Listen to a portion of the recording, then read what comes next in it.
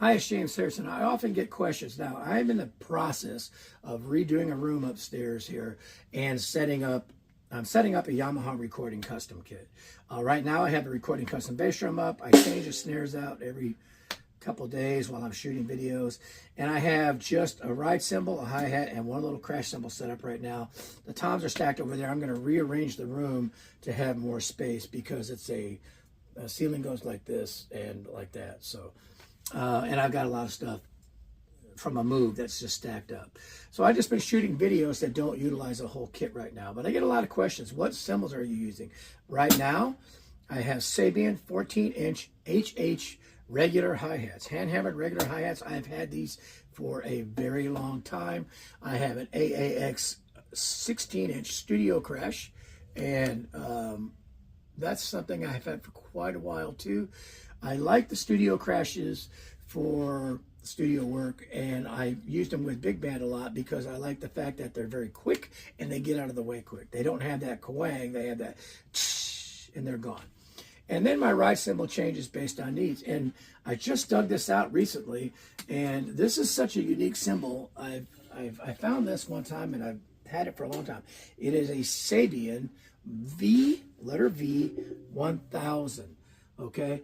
I'm going to try to ask Andy about this when I see him at PASIC. It says, I've had this for quite a while. I found this in a music store. It says medium ride, 22 inches, 50, I can't read that, 55 centimeters. It says V1000 by Sabian. And then when you turn it over, there's a little stamp here, and it says made in Italy. So I do know that Sabian has some stuff that was made in the Tosco factory, which I think Sabian eventually acquired. So I believe this was made in Italy at the Tosco factory and was something that may not have been in America, but ended up in America. So the logo is pretty unique. I will try to put it close to the camera. Sabian V1000 by Sabian. So I'll ask Andy questions about it, but that's what cymbal is set up right now. And it's pretty unique. With a phone mic, it is a little bit bright because literally the ceiling is all of 3 feet above it. But oftentimes what I'll do is I'll put a little piece of gel or something on there. And sometimes when I'm recording, I actually will take a pool noodle like this and I'll put it just over. And so it's sitting right on the top of the cymbal over the bell area. And then I'll take a muffle ring like this and lay it on the cymbal. And I'll show you the difference here. Let me hit this cymbal.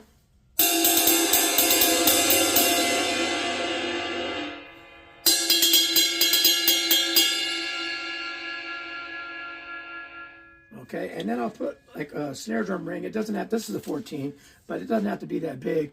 And it'll take some of the ringing with it.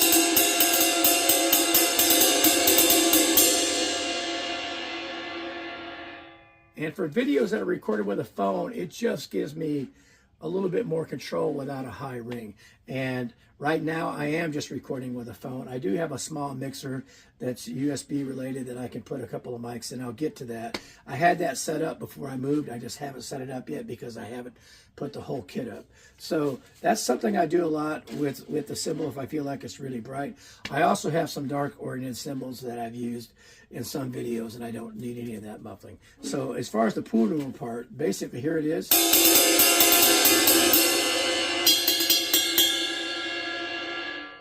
So when I put this pool noodle on, you will hardly notice any change, but it's just sitting.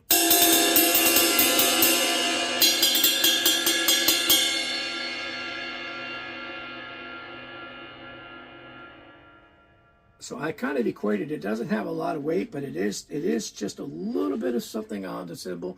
Another thing you can do, if you're not doing a lot of playing, you could take the slit of it and put it on the actual cymbal and then.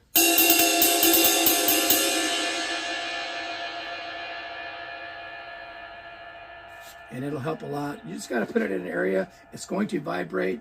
And if your cymbal moves around, it's going to move with it. But it does help in some ways. So give that a try if you want.